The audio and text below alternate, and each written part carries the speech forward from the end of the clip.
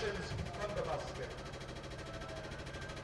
इंशाअल्लाह ताला हमने पहले भी गिलानी साहब को नेशनल असेंबली से जितवा के तारीख रकम किया था और मुल्क की तारीख में पहली बार मौजूदा सिटी वजीर आजम ने असेंबली से शिकस्त का सामना करना पड़ा। और इंशाअल्लाह ताला अल्लाह ने चाहा तो एक बार फिर हम सब मिलके तारीख रकम करेंगे और पाकिस्तान का दूसरा वजीर आजम को अदम एतमाद के थ्रू घर भेजेंगे। बल्कि पीपल्स पार्टी ने कभी कोई गैर जमानी कदम नहीं उठाया।